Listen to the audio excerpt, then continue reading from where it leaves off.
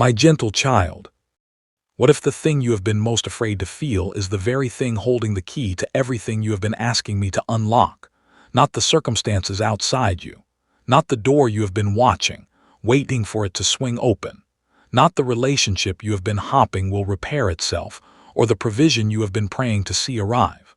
The thing that is keeping you from the fullness of what I have prepared is asterisk inside you, in a room you have not yet allowed yourself to enter.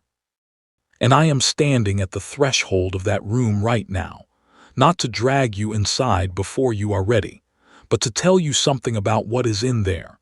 It is not as terrifying as you have imagined. What lives in that room is not a monster. It is a asterisk wound asterisk, and the wound was real, but the wound is not the wall. I want to speak to you today about healing, not the kind that happens quickly on the surface, the kind that seals over a cut without addressing what is underneath. The kind I am speaking about reaches into the architecture of who you are, into the rooms you built behind locked doors, into the walls you constructed to keep the pain contained, and works from the inside out.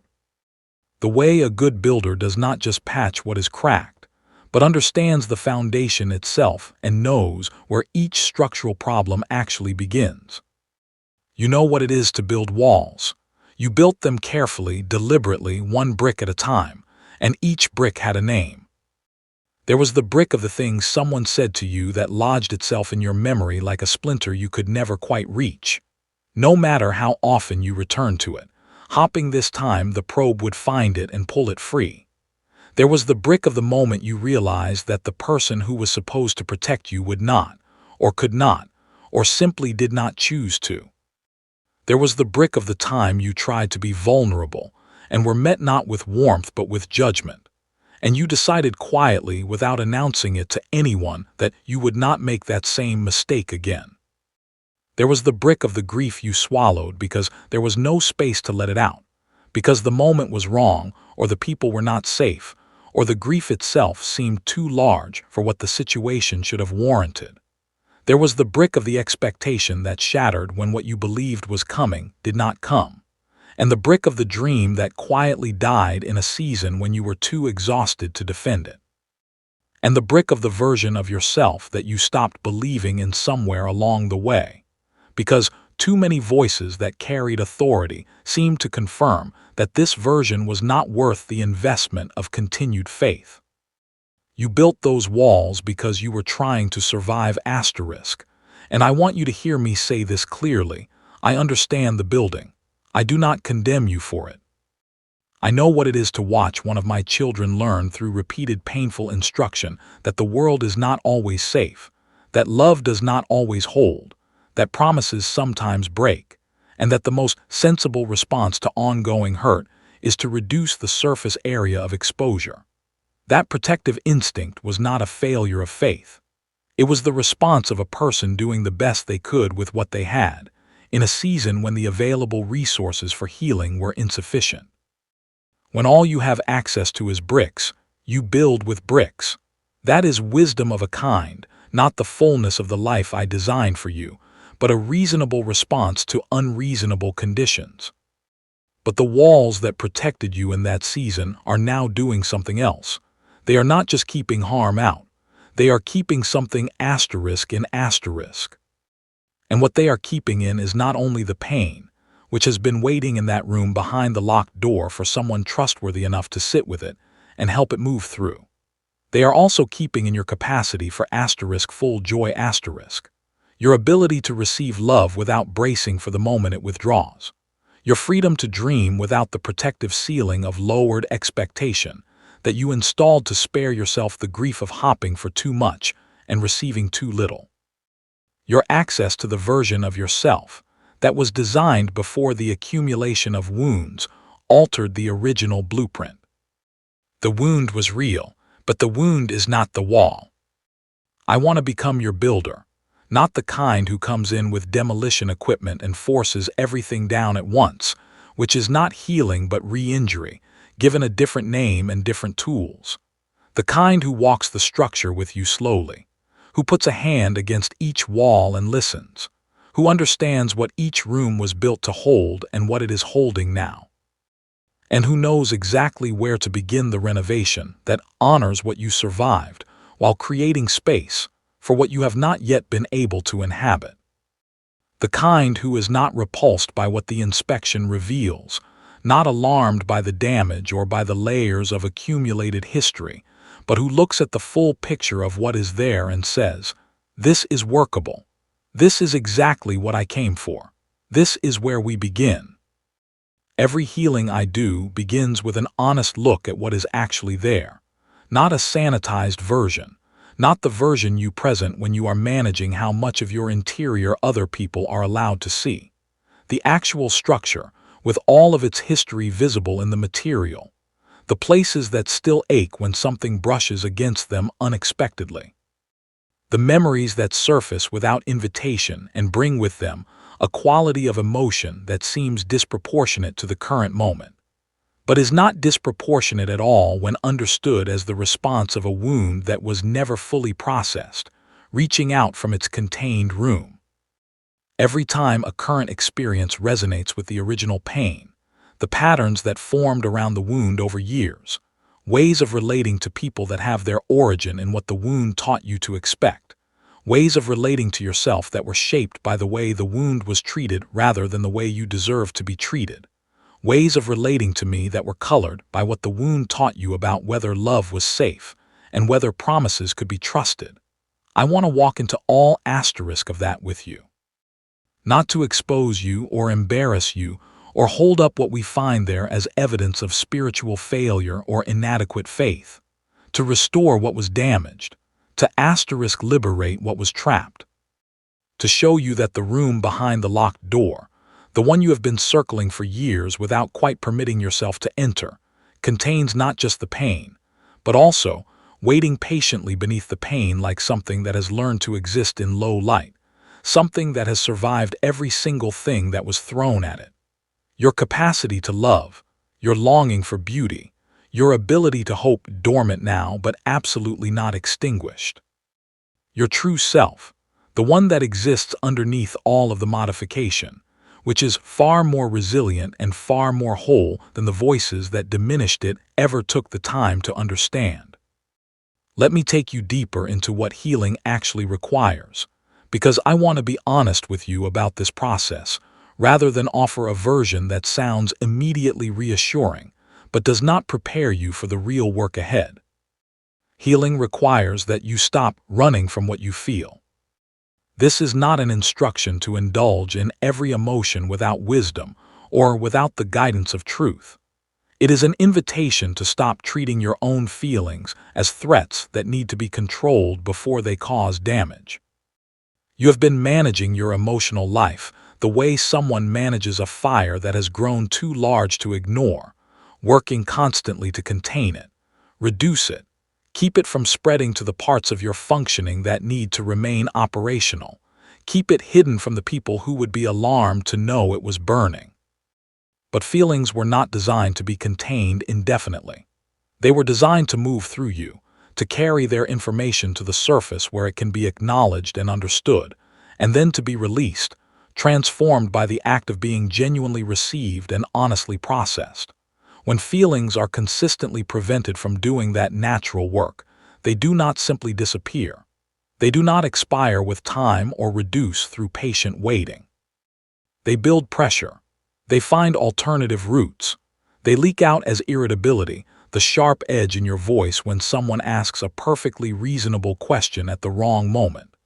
They manifest as a bone-deep exhaustion that sleep does not touch, because the exhaustion comes not from physical depletion, but from the energy spent maintaining the containment. They appear as the numbness that settles over your emotional life when the suppression has been maintained long enough, a flatness where response used to be, a gray where color once lived. They surface as the inexplicable sadness that arrives without a clear trigger, borrowing whatever emotion is available in the current moment as a vessel for what has been waiting for years to be felt and released. I am not asking you to feel everything all at once. That would not be healing. That would be flooding a foundation that needs careful, deliberate drainage, not a sudden deluge that overwhelms what remains structurally sound. What I am asking is that you begin to allow, in the safety of my presence, one room at a time, the feelings that have been waiting for a location safe enough to finally be felt. In that safety, they can do what they were designed to do: move through you, deliver their information and release, leaving in their place, not emptiness, but the spaciousness that comes when something that was taking up too much room is finally allowed to leave. Healing also requires that you revisit certain stories you have been telling yourself about what happened. Not to rewrite the facts, which are what they are and deserve to be honored as real, because what you experienced was real and your response to it was real, and the impact it had on your interior life was real, and none of that needs to be minimized or spiritualized into something palatable, but to examine with new eyes the conclusions that were drawn from the facts. Because what happened to you was real, and the meaning you made from it was the best meaning a person in your position could have made with the understanding and the resources available at the time. But some of that meaning has been limiting you in ways that have outlasted the original situation by years, possibly by decades. The conclusion that you are fundamentally hard to love, formed in the moments when love was withheld or given so conditionally that receiving it felt more like an audition than a relationship. That conclusion was drawn from a biased sample. It was drawn from the particular people who were in your life at the particular moment when the formation of that belief was happening.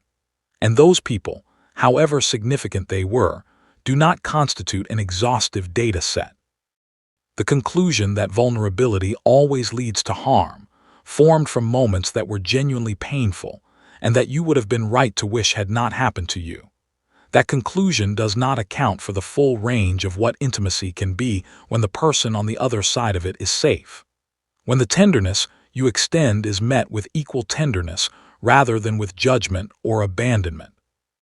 The conclusion that you must earn your place in every relationship through consistent good performance, formed in environments where love was distributed according to how well expectations were met.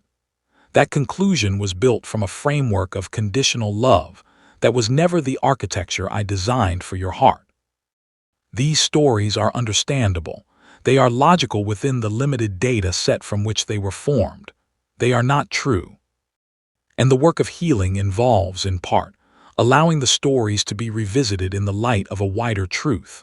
The truth about who I am and what I have always said about you. The truth about what love actually looks like when it is operating according to its design rather than its damage. Healing also requires time.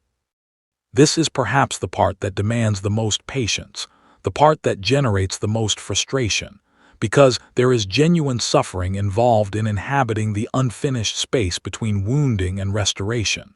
And the human heart naturally longs to move through that space as quickly as possible. But healing has its own pace. That pace is not slow because I am withholding what is needed. The pace of genuine healing is the pace of genuine transformation, which is always deeper and more thorough and more lasting than the pace of quick relief. A wound that heals properly from the inside takes longer than a wound that is covered on the surface. But the one that heals from the inside does not reopen under pressure the way the covered one does. The one that was only covered will hold for a while, and then the next significant impact will find it again, and the covering will give way, and the wound will be raw once more. The one that healed from the inside is genuinely changed. It has been rebuilt at the cellular level. It carries the history of what happened, but is no longer vulnerable to the same pressure in the same way. I am doing the deep work in you. The work that takes time is the work that lasts. Trust the pace of the builder who has built things that have endured.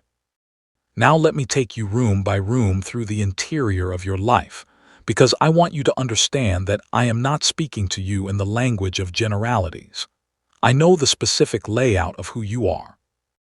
I designed the original blueprint with intentionality and love, and I have been present for every modification that was made under the pressure of circumstances, aware of every room that was added, and every room that was reduced, and every door that was locked in response to something that should not have happened but did. There is a room in you where you keep your sense of worth. For most of you, this is the most heavily modified room in the entire structure, because the messages you received about your value arrived early and arrived from sources that carried enormous weight in your young and impressionable inner life. Before you had the intellectual or emotional resources to evaluate those messages critically, before you had access to any framework that could test them against something larger and more reliable, they were already being absorbed into the architecture of your self-understanding. They became, without your conscious agreement, part of the structural material of who you believed yourself to be. Some of you were told through explicit words, or through the equally unmistakable language of how you were consistently treated, that you were a burden, that your needs were too much, that your presence created more complications than it resolved, that the appropriate response to being cared for was gratitude so complete that it never expressed its own needs in return. Some of you were told that love was allocated according to performance, that you were valued when you succeeded and merely tolerated when you did not. And you internalized this framework so thoroughly that you constructed your entire life around the management of achievement, because achievement felt like the only reliable path to the acceptance your heart was designed to receive freely. Some of you were told that specific parts of you, parts as essential to your design as the color of your eyes or the particular timbre of your laugh, were unacceptable, that they needed to be changed or hidden or suppressed before the love available in your environment could reach you. And you learned to live divided, the acceptable version on the outside and the unacceptable parts locked away in the interior, unable to receive the love that was technically present because the parts that most needed to be loved were the parts that had been taught to hide. Those messages built walls in the room of your worth, dense, load-bearing walls that reduced the inhabitable space, that created small, allowable areas where you could permit yourself to feel valuable, and vast territories marked off limits where you automatically felt like asterisk not enough asterisk, like asterisk too much asterisk, like something that needed to be explained or improved or maintained at a certain level of presentation before it could be received as acceptable. Over years of living inside that reduced space, the reduced space began to feel like the natural dimensions. You stopped noticing how much had been subtracted. You began organizing your entire life around the contours of a self-concept that was never the original design, but that had become so familiar it felt like the only design there was. I want to renovate that room. I want to remove the interior walls that were built by voices and experiences that did not have the authority they claimed over your sense of self. I want to restore the original dimensions, which are wide enough and high enough and deep enough to hold the full truth of who you are without requiring any part of you to be reduced or hidden or improved before it can be admitted into the habitable space. The worth I assigned to you when I created you was not a conditional allocation that would be adjusted based on what I would find in you as you developed. It was the worth of something made with specific intention, shaped with care, breathed into with life, placed in the world to carry my image, and to do something that only this particular configuration of gifts and temperament and history and longing could accomplish. That worth was not diminished by what happened to you. It was not reduced by your failures or your confusion or the seasons when you could not find your way back to me. It does not fluctuate based on anyone else's recognition or withholding of recognition.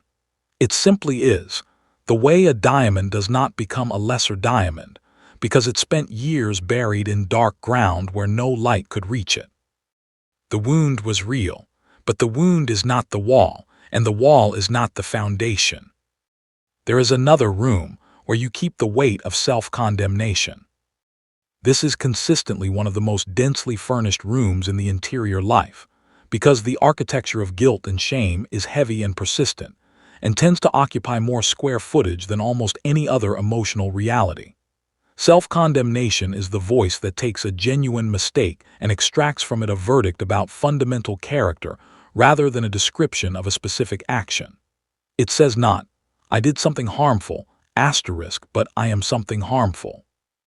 Not I failed in this instance, asterisk, but I am a failure, reliably and constitutionally, and the evidence of this particular failure is simply the most recent confirmation of a verdict that was in place long before today. Not I made a wrong choice, asterisk, but I am the kind of person who makes wrong choices and whose judgment cannot be trusted, and who will continue to make wrong choices regardless of intentions or effort. That voice is not mine. I want to be unmistakably clear about this. The voice that convicts, the one that says asterisk, this action was not aligned with who you are designed to be. Here is the harm it caused, and here is the direction of movement that brings you back into alignment. That voice is mine. It always comes accompanied by direction. It always arrives with the assurance that I am with you in the correction, and that the correction is an act of love, not an act of punishment or rejection.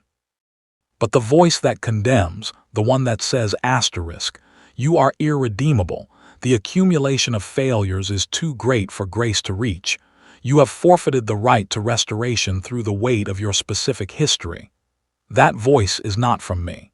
It has never been from me.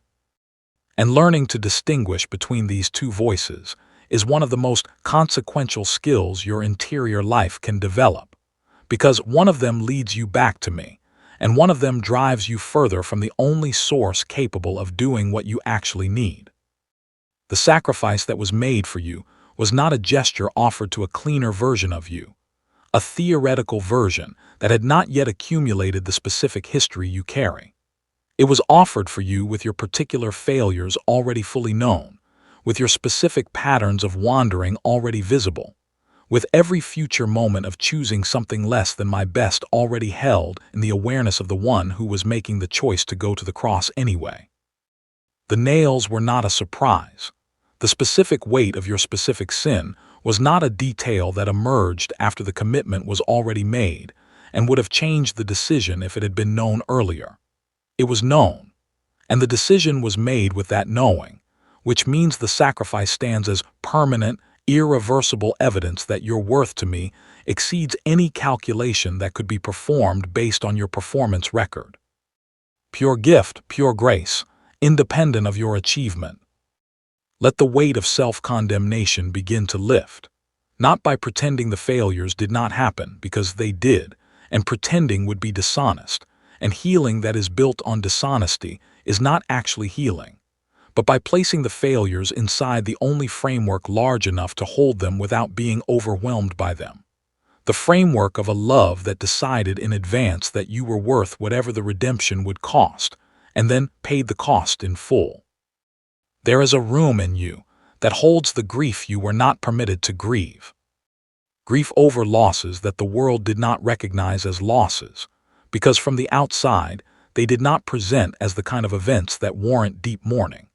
Grief over the childhood that was not what a childhood is supposed to be, even if there was no single dramatic event that could be named, just the accumulation of an atmosphere that was missing something essential, and the slow recognition that what was missing was something you needed and were not going to receive in that environment. Grief over the version of your life you carried in your imagination, the one that felt true to who you were supposed to become, and the way reality has diverged from that version over years, and in ways that nobody planned and nobody could have predicted, but that have led you somewhere that sometimes feels far from where you were meant to be. Grief over the relationships that ended before you were ready, whether through death, which takes without asking, or through the particular slow erosion of connection that happens when two people gradually stop being able to reach each other across the distance that living creates. Grief over the parts of yourself you quietly set down because the environments you inhabited could not hold them. The creative impulse that got practical concerns applied to it until it fell silent. The longing for beauty that got efficiency applied to it until it diminished. The hope that got enough disappointments applied to it until it learned to want less. Unprocessed grief is one of the heaviest loads a person carries, and it is particularly heavy because its weight is invisible asterisk. The world creates narrow windows for visible mourning, and then expects that, when the window closes, the mourning has been adequately accomplished. But grief does not operate on social timelines. The grief that was not given sufficient space to move through you when it was immediate does not simply dissolve with the passage of time. It finds storage, usually in the room behind the locked door, and it waits with extraordinary patience for a space safe enough to finally allow it to do what it was always intended to do, which is to move through you and out of you, leaving space where it held space and releasing what it held captive. I am giving you permission in this moment to grieve what needs to be grieved, not in the sense of living in sorrow without moving, or making grief your permanent identity, or using it as a reason to stop engaging with the life that is available to you now. In the sense of allowing what has been held in containers that were never meant to be permanent to be released into the care of someone whose capacity to hold pain is asterisk without limit. I can receive your grief. I have received the grief of every person who ever brought it to me, and not one of those people broke me by bringing it. Not one grief was too heavy, not one loss too small to matter or too large to hold. Every tear that fell in my presence was caught, catalogued, kept, and ultimately redeemed. None of what you bring to me will go to waste. And let me tell you what is on the other side of process grief, because this is the truth that makes the entering worth the cost. The fear that prevents most people from allowing their grief to move through them is the fear that if they allow themselves to fully feel the loss, the feeling itself will be unbearable, and they will be left depleted and hollow, having spent everything they had on the feeling and found nothing waiting on the other side. But that is not what I have found in the people who have brought their grief into my presence and allowed it to do its work. What is on the other side of process grief is not emptiness. It is spaciousness asterisk. The room that grief was occupying, tightly packed with what could not be released, becomes, when the processing is complete, a room with asterisk room in it. Room for joy that is genuine rather than performed. Room for connection that is real rather than managed. Room for hope that reaches upward without the glass ceiling of self-protection. Room for the version of yourself that the grief had been keeping company all along, waiting beneath the weight for the weight to finally lighten. Let me move to another area of the interior structure. There is a room where your image of yourself lives. And in that room, for many of you, is a mirror that has been showing you a reflection shaped by every voice that ever spoke diminishment over your name, every experience that challenged your belief in your own capacity, every season when you fell short of what you hoped to be. The mirror in that room is not showing you accurately. It was calibrated by experiences and voices that did not have complete information and did not operate from complete love. And the reflection it shows you carries the distortions of everything that shaped it. I want you to know what asterisk see when I look at you, not what the mirror in the wounded room shows, what I see from my position, which has access to everything about you that the distorted mirror has missed. I see someone who is still here after everything, after the seasons that should have broken the foundation and did not, because the foundation was being held by something stronger than what was attacking it, after the disappointments that accumulated to a weight that seemed unbearable and was born anyway, after the moments of distance from me that never severed the connection from my side, because my side of the connection does not depend on your maintenance of it. After the times the walls went up and the times they held, and the times something got through anyway. You are still here, still reaching, still in some form or another asking the question that brought you to this moment. And that persistence is not a small thing. That persistence is evidence of something I placed in you that does not give up on what it was made for, even when the circumstances have given it every reasonable argument for giving up. I see the beauty inside you that the wounds could not touch. This is not flattery assembled to make you feel better about what is difficult. It is a description of something that is genuinely there, something that has always been there, something that has survived every wound and every season of self-doubt and every period of distance from me. The beauty is in the asterisk design, the original and irreducible quality of who you are as something I made with intention and placed in the world with purpose. The particular texture of your compassion, the specific frequency of your creativity, the unique shape of your capacity for love, the way your mind moves through problems, the specific quality of presence you carry into rooms and relationships. These things were not canceled by what happened to you. They were sometimes buried. They are being excavated. Now let me speak about your family, the people you carry with the kind of love that only exists between those who belong to each other in the deepest sense. Your prayers for the people you love are not dissolving in the air between your lips and the ceiling. Every prayer you have spoken for your children, your partner, your parents, your siblings, the ones you are worried about and the ones who have drifted, and the ones who are carrying weight you can see but cannot reach, every single one of those prayers has been asterisk received and is active asterisk. I keep careful record of intercession. I hold the petitions that come from parental love and from the love of siblings and from the love of friends who have become family, from every form of love that produces genuine, sustained prayer. None of it has been filed away for later review. All of it is in motion. Angels are stationed around your home. This is not a metaphor to make you feel safe. It is a description of an asterisk actual reality. I have stationed protection around the people and the place that matter to you, because the people who matter to you matter to me as well. The concerns you carry about your children's direction, about the choices they are making or may make, about the influences that surround them, about whether the foundation I have placed in them will hold through the seasons of testing that are coming or are already here. Those concerns are asterisk shared asterisk.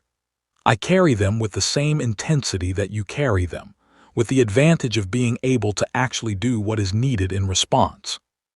Trust me with the people you love. This is not passivity dressed up as spiritual maturity.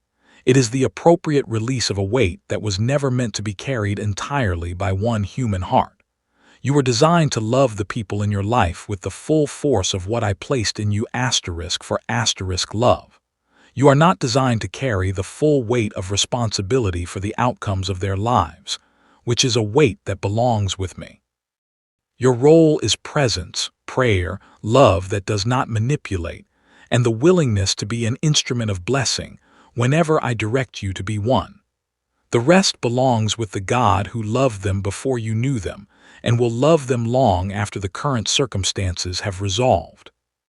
As healing progresses in you, something begins to shift in all of these relationships, not through your effort to change the dynamics, but through the natural radiation of a changed interior. A person who is less organized around their wounds brings a different quality of presence into every interaction. The person who used to react from an unhealed place and then feel ashamed of the reaction, and then manage the shame with distance or performance. That cycle begins to loosen as the wound it was organized around receives genuine attention. The defensiveness that protected the tender place begins to soften as the tender place is actually being tended. The withdrawal that kept closeness at a safe distance begins to ease as closeness becomes less threatening to an interior that is increasingly stable. This is how healing becomes a gift to the people around you, not through you announcing your process or requiring them to accommodate it or asking them to celebrate changes you are aware of before they are visible to anyone else. Through the quiet, steady, unremarkable transformation of daily presence, through the relationship where your changed interior slowly makes a different space possible. Peace that is real rather than performed creates an atmosphere in which others can also be real. Love that is not tangled up in unprocessed pain creates a quality of connection that the pain had been preventing. And slowly, the relational landscape around a healing person begins to reflect the healing, the way a garden responds to a change in the care it receives, not all at once, but genuinely and unmistakably over time. Let me speak to the room where your relationship with me is kept. For many of you, this room carries the most complex history.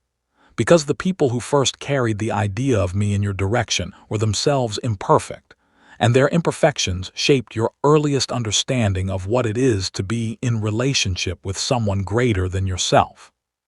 If the first authority figures in your life were harsh, you developed an internal working model of me as harsh, and that model has been running underneath your conscious theology ever since, creating a gap between what you say you believe about me and what you actually feel when you come near me.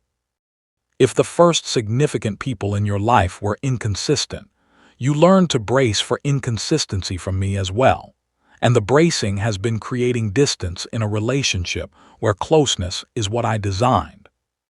If love in your early experience was conditional on performance, the framework of earning found its way into your spiritual life, and you have been trying to earn what I have already given without conditions, working to be good enough for something that was never distributed based on goodness.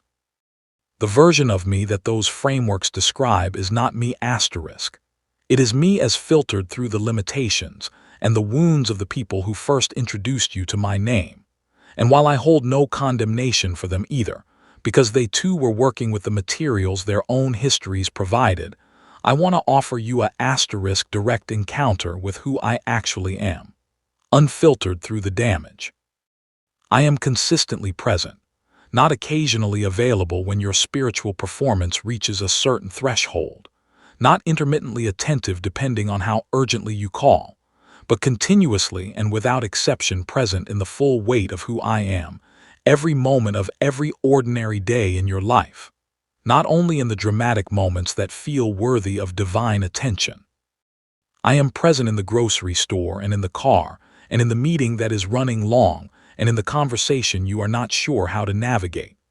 I am present in the frustrations and the small joys, and the moments of boredom that are not particularly dramatic, but that constitute the texture of a real life. And my presence in those moments is not tolerant observation. It is genuine and specific interest in the person I love. I am genuinely interested in you, not in your productivity or your spiritual output or the quality of your theological knowledge or how many times you managed to choose the right thing this week. In you, the actual, specific, ongoing person who is navigating this particular life with these particular challenges, and this particular history, and this particular combination of gifts and limitations. The same interest a loving parent has in a beloved child, multiplied by everything that perfect love adds to parental love, is what I bring to the specific texture of your daily experience. What you noticed on your walk, what made you smile without expecting to, what is worrying you in the quiet hours, what you are hopping for that you have not said out loud yet, because saying it out loud feels like too much exposure. Let this room be renovated. Let the inherited frameworks about who I am be placed alongside the direct encounter, and let the direct encounter do what direct encounters do, which is to make the second-hand version recognizable as a lesser and limited thing compared to the actual. Let me be more real to you than any description of me that arrived before my own voice. There is a new season beginning in your interior life, a season of receiving what has been offered but not yet fully accepted, because the mechanism of acceptance was jammed by the wounds that taught you not to trust what is offered. Acceptance of love that does not require earning. The love I carry for you is not a variable that changes with your performance. It is a constant rooted in my nature rather than in your behavior, which means the only thing that can change is your access to it, your willingness to receive it rather than hold it at a distance, because proximity to unconditional love is unfamiliar and therefore feels suspicious. I am inviting you to lean into the unfamiliar. To let the love that does not require earning be the love that you actually receive, felt in the body, registered in the heart, allowed to change the way you move through the world. Acceptance of forgiveness that is already complete, not waiting for you to do sufficient penance before it becomes active. The forgiveness extended was not contingent on how remorseful you appear, or how long you remain in the posture of contrition, or how thoroughly you have punished yourself for what you did. It was offered as a asterisk complete act asterisk, and its completion does not depend on anything you add to it. Receive it as the complete thing it is. Let it do what complete forgiveness is designed to do, which is to release the person who is forgiven from the weight of carrying what has already been dealt with, so they can stand up straight and move forward and inhabit their life without the stooped posture of guilt that has been normalized into something that feels like appropriate humility, but is actually unnecessarily retained weight. Acceptance of healing that I have been extending, and that is available not to a future version of you that has done sufficient preparatory work, but to the version of you that is asterisk here right now exactly as you are in the middle of the process, with the walls still partly standing and the grief still partly held and the story still partly believed. Healing begins where you are, not where you think you need to be before it is appropriate to receive it. Let me speak about provision, because what I have been sharing with you speaks of open doors and material blessing, and the assurance that what is needed will come. Provision is connected to this interior work in ways that are not always immediately visible. The doors I am opening in your external life, the opportunities I am aligning, the resources I am directing toward the needs you carry, these are real, and they are coming. But what you are receiving on the inside right now, the healing of the architecture of your self-understanding, the renovation of the rooms that have been closed and the walls that have been limiting, this is not the asterisk lesser asterisk preparation. This is the asterisk more essential asterisk preparation. Because a person who receives external provision but whose interior is still organized around the wounds, and the walls will struggle to steward what arrives. The unhealed patterns will influence how the provision is received and used and protected. But a person whose interior is being rebuilt on the foundation of truth rather than the accumulated debris of what happened to them, that person has the structural capacity to receive and hold and be grateful for and wisely steward what I am bringing. So receive the interior provision as the primary gift of this season. Let the healing be the first blessing. Trust that everything else is being sequenced properly, arriving in the right order, from the right directions, at the right time, delivered by a God who holds the timeline and sees how all of the pieces fit together in ways that are invisible from inside the frame. Let me say one more thing about your capacity to help others, because that capacity is connected to this healing in a direct and beautiful way. Your life is meant to be a conduit through which what I carry flows into the lives of the people around you. But a channel works best when it is asterisk clear asterisk of obstruction. A channel that is clogged with unprocessed pain delivers less than its full capacity. Not because the water is unwilling to flow, but because the passage is narrowed by what has accumulated in it. The healing I am doing in you is not only for you. It is the asterisk clearing of the channel asterisk. It is the renovation that allows what I place in you to flow outward without the obstruction of what the wounds have been holding in place. As you heal, your capacity to be present to others increases, not because you perform better or have a more polished spiritual surface to offer, but because the person who has been healed carries a quality that the unhealed person cannot fully carry. The quality of asterisk genuineness asterisk. The quality of having been asterisk through asterisk something real and having found that I was faithful in it, and being able to offer that specific testimony from the asterisk inside of the experience rather than from a position of theoretical belief. The people around you who are carrying wounds need someone who has been asterisk in the room behind the locked door and found that what was in there could be held and healed and transformed. You are becoming that person, not through your own strength or your own spiritual discipline alone, but through the ongoing work of a God who is committed to completing what he began in you. The wound was real, but the wound is not the wall, and the wall, in the hands of the builder who knows what he is doing, becomes the material from which something new is constructed, something that carries the history of what was survived while bearing the marks of the one who redeemed it. You are being renovated from the inside out, room by room, wall by wall, with the care and the patience and the skill of a builder who knows exactly what the structure requires. What is being built in you is extraordinary.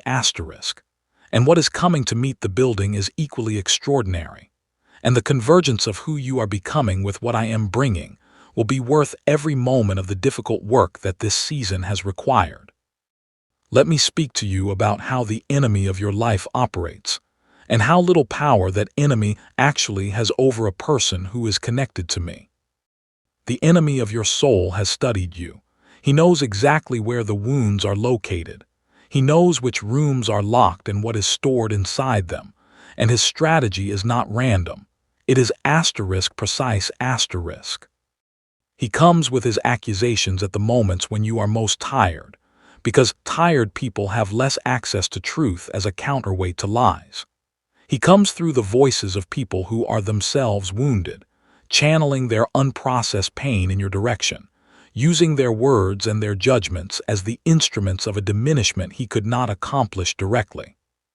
He comes in the form of the internal monologue that sounds like your own voice, but is not your own voice. The one that replays the failures without the context of growth. The one that compares your interior to other people's exterior. The one that finds the gap between where you are and where you hope to be, and presents that gap as evidence of rejection, rather than as the ordinary territory of a life in process. But here is what the enemy cannot do. He cannot change what I have declared over you. He cannot revoke what was spoken into existence at the moment of your creation. He cannot remove the purpose I embedded in you before you were born, the specific assignment that exists in the combination of your particular gifts and your particular experience and your particular position in the world. He cannot take back what was purchased for you. He cannot make you less than what I made you.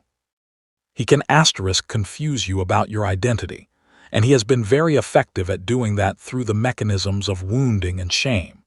But confusion about identity and actual loss of identity are different things entirely. You still are who I made you, even when the wounds have made it difficult to see it.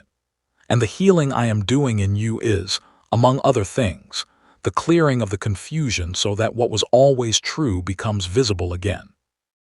The strength I am building in you for the battles ahead is not the strength of someone who has been hardened by pain into something that can withstand anything without feeling it.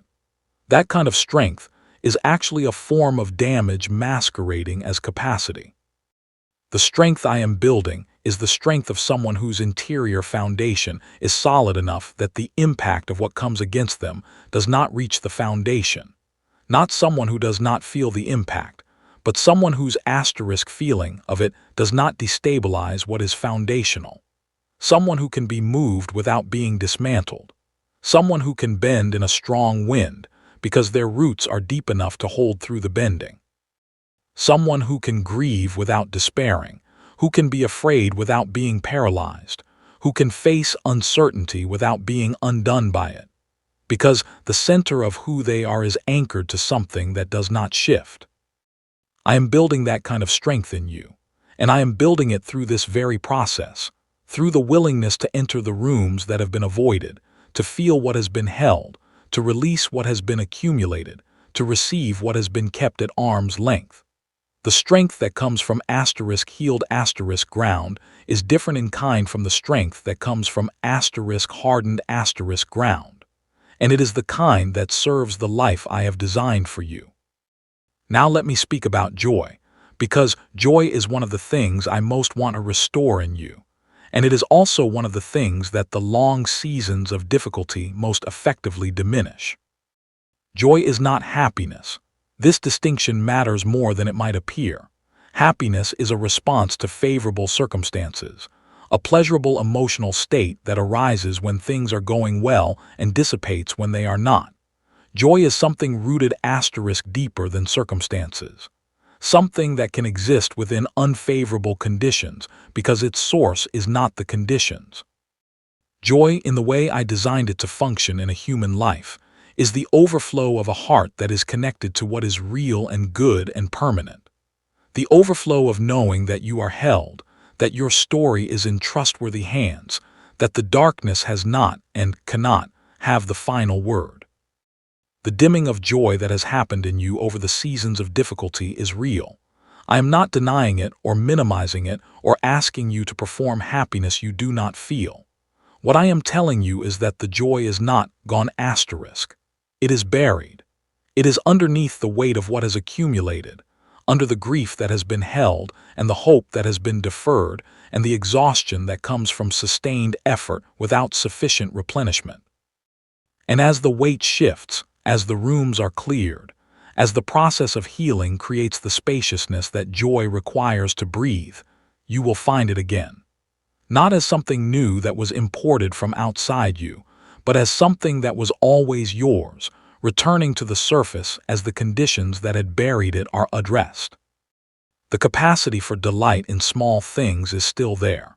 The ability to be moved by beauty, the particular beauty that finds you in the moments you did not plan for, is still there. The unexpected quality of light through a window, the fragment of music that reaches into something you did not know was waiting to be reached. The moment in a conversation when connection happens genuinely, when you feel for a second that you are fully known, and the knowing does not produce judgment, but simply more presence . That capacity is still there. It has been waiting, and it is coming back. Let me also speak about faith, because the long seasons of difficulty often create a complicated relationship with faith. A relationship that deserves to be examined honestly rather than maintained through effort that is exhausting everyone involved. Some of you are carrying faith that has been significantly strained by the distance between what you believed and what has happened. You believed something was coming, and it has not come.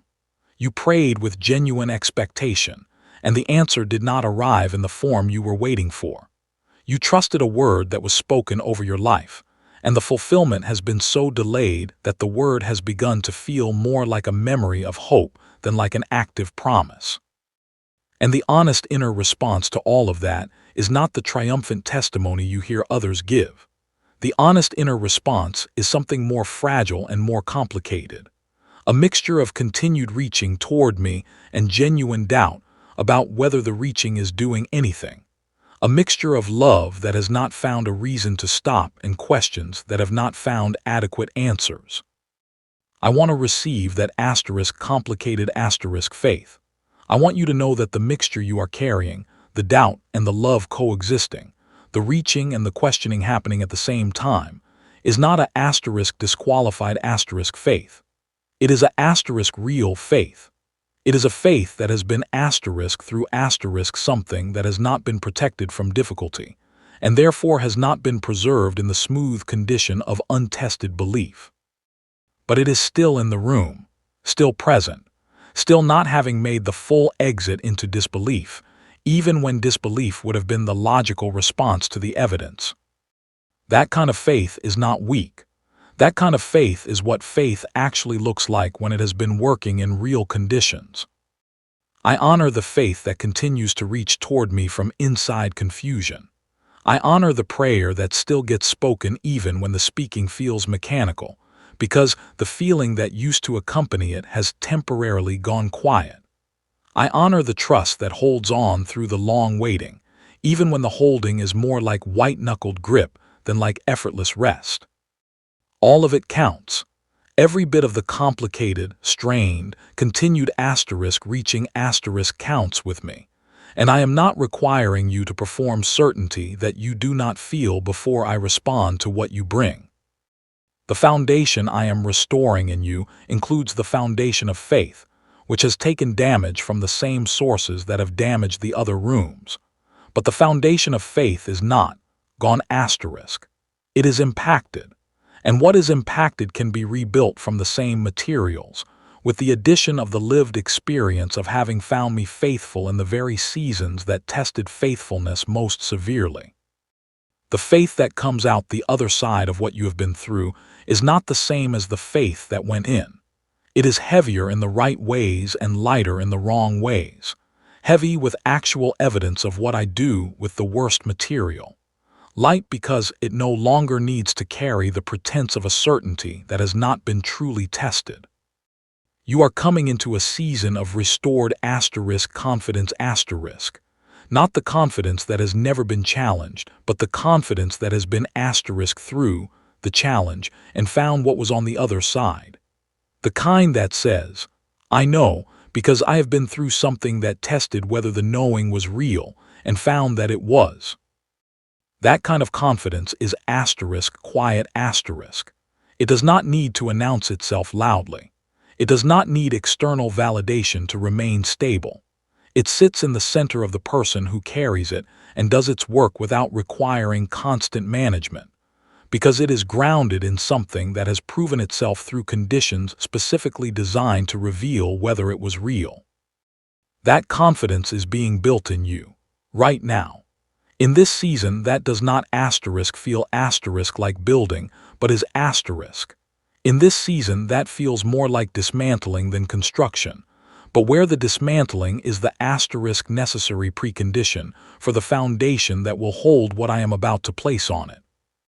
Let me speak finally about the new things that are coming, because I do not want to conclude this time with only the language of process and interior work. As important and as real as that is, I want to speak about what the process is preparing you to receive. There are doors I am opening that you have not yet seen, not the ones you have been staring at, willing them to move with the force of your sustained attention and your accumulated prayers. New ones, fresh ones, arriving from directions you were not watching because you were understandably focused on the directions where you had the most invested. These new doors will carry the unmistakable quality of things that have been specifically prepared for who you are becoming, not for the version of you that was wounded and organized around the wound, but for the version that is being healed and increasingly organized around the truth of who I made you to be. The specific provisions you need are in transit. The financial needs are known to me in complete detail, not as a general category of human difficulty, but as the specific numbers and the specific timing and the specific gaps that are creating the most pressure in your life right now. I know what is due. I know what is coming. I know what the gap is between the two. And I am working in that gap with the resources of a God who does not operate within the constraints of the visible economy. What I bring may not arrive through the channel you are expecting. It rarely does, because the unexpected channel carries the unmistakable signature of divine sourcing that the expected channel does not. But it will arrive. It is on its way. The relationships that matter most to you are being tended. The ones that are fractured are being worked on from the inside of both parties in ways that neither party can see and neither party can manufacture.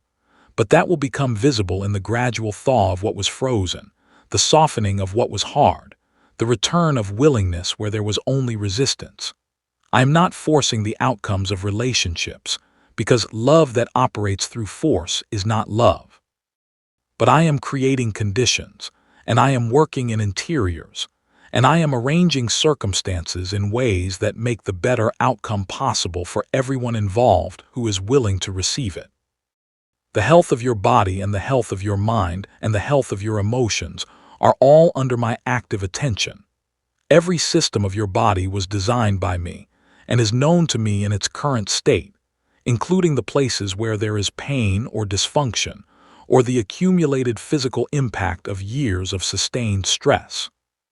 The restoration I am working in your physical frame follows the same principle as the restoration I am working in your interior life, moving from the foundation outward, addressing what is underneath the symptom rather than only managing what is visible on the surface. And the restoration of emotional health, which is what this entire message has been about, is itself a form of physical healing, because the two are connected more deeply than is usually understood. As the interior heals, the body will reflect the healing. You are entering a season of genuine flourishing, not the performance of flourishing, which is exhausting and hollow. The genuine kind, which arises naturally from a life that is increasingly aligned with the design of the one who made it. The kind where the work feels meaningful, where the relationships feel real, where the faith feels grounded, where the joy rises unbidden from a place that is no longer buried under the accumulated weight of everything that has been held. This is what I have been building toward. Every season that felt like delay, every wound that required attention, every wall that needed to come down, every room that needed to be entered and cleared. All of it has been preparation for a version of your life that is more fully alive than anything that came before it. And the fullness of that life is not conditional on your having healed perfectly or completely, because healing is always in process. And the life available to you right now, at this stage of the process, is already fuller than the one you have been living behind the walls. The wound was real, but the wound is not the wall. And the wall, in the hands of the builder who loves you, becomes the testimony that someone who was broken was rebuilt by someone who is very good at rebuilding broken things. I want to give you a picture to carry with you from this conversation. Something tangible to hold when the abstract truths of everything I have said become difficult to access in the middle of an ordinary, difficult day. Imagine a building that has gone through a significant structural event, not a total collapse but a serious impact. Walls cracked, rooms damaged, some areas sealed off because they were not safe to enter without proper support. From the outside, if you walk past and do not look closely, the building still looks like a building. It is still standing. But anyone who knows structures can see the signs of what happened. The hairline fractures running through the exterior, the slightly off-level quality of a door frame that used to be true, the way certain windows no longer close all the way because the frame shifted. Inside, if you were to enter, you would find the rooms that are still functional, the ones where daily life continues because they had to, alongside the rooms that have been closed with a simple sign that reads out of order, "Do not enter." Those closed rooms are not empty. They contain what was there before the structural event, but reorganized by the impact. Furniture displaced, light limited by sealed windows, dust accumulating because no one comes in to move the air.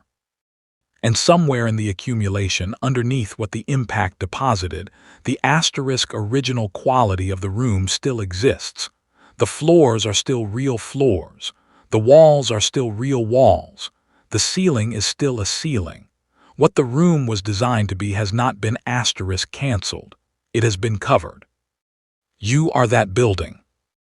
The event or events that created the damage happened.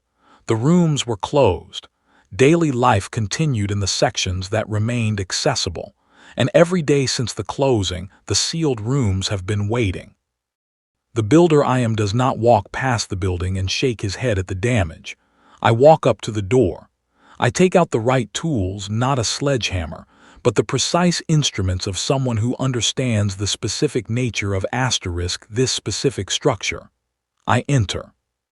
I begin the work of clearing what the impact deposited, of reestablishing what was true before the event altered it, of repairing what was cracked and restoring what was displaced, and sealing what was exposed and opening what was sealed, and returning the room to the fullness of what it was always meant to be. And when the work is done, the room that went through the event is not inferior to the room that never experienced damage. It is actually more interesting. It carries a history that a room which was never tested does not carry, and the work that went into restoring it is visible in the quality of what it became.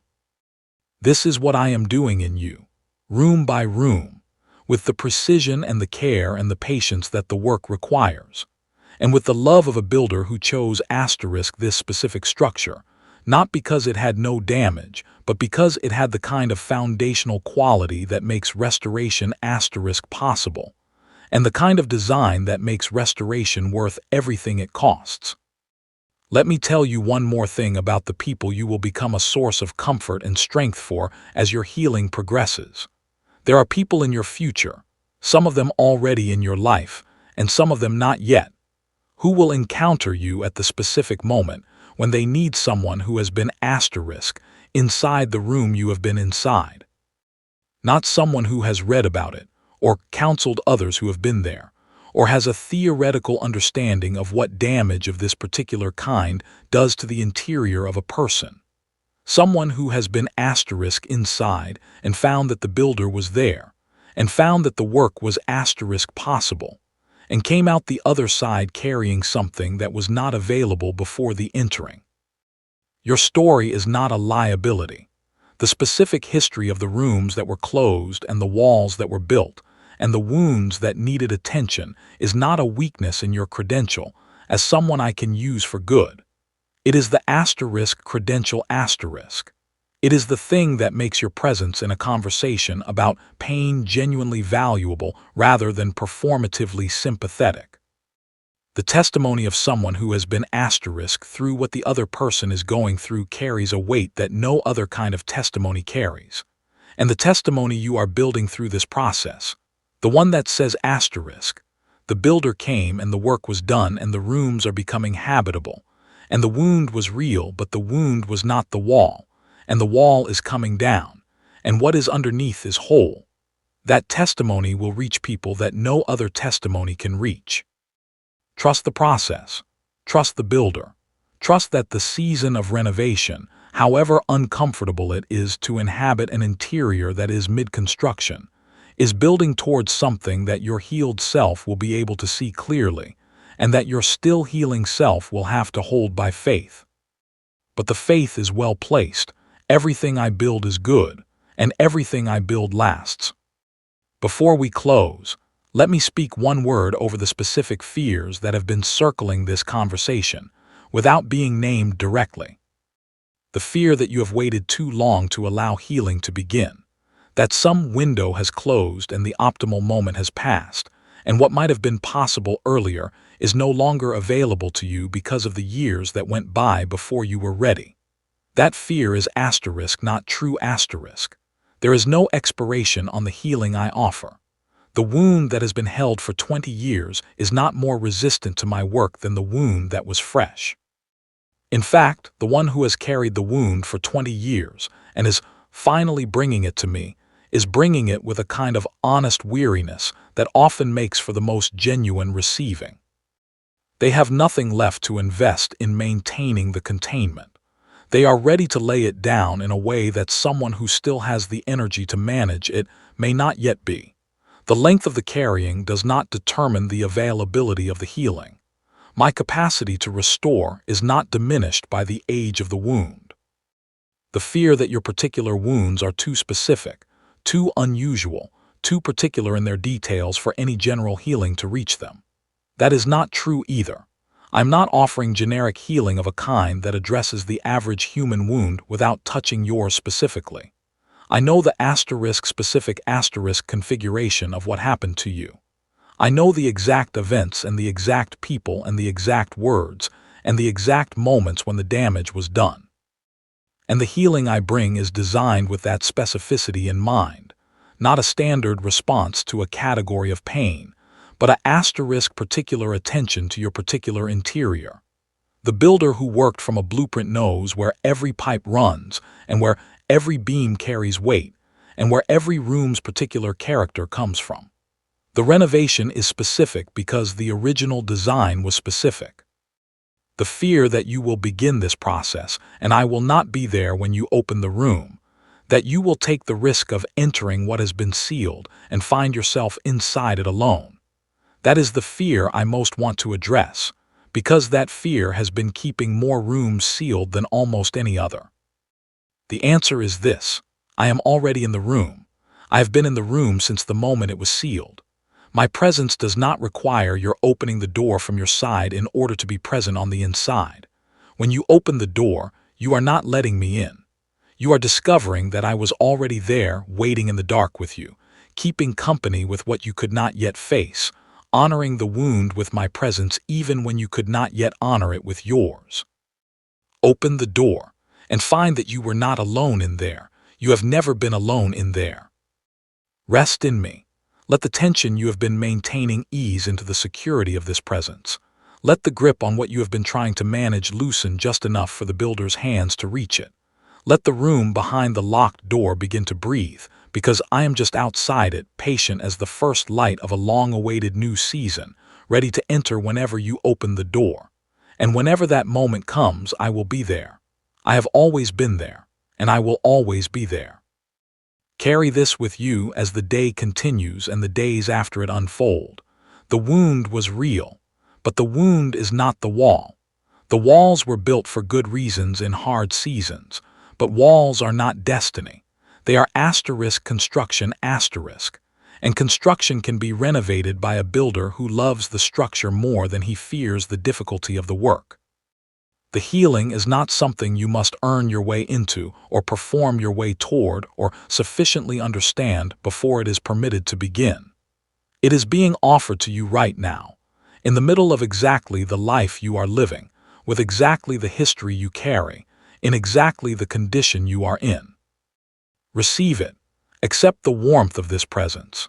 Let the love that has been surrounding you all along, patient and persistent and specifically calibrated to who you are and what you need, let it begin to reach the rooms it has not yet been permitted to enter. What is built from here will be worth every moment of what it costs to clear the ground. The builder is faithful to complete what he begins. The blueprint is beautiful beyond what you have yet imagined. And what is coming on the other side of this healing is something your heart has been quietly longing for longer than you may have words to describe. Amen.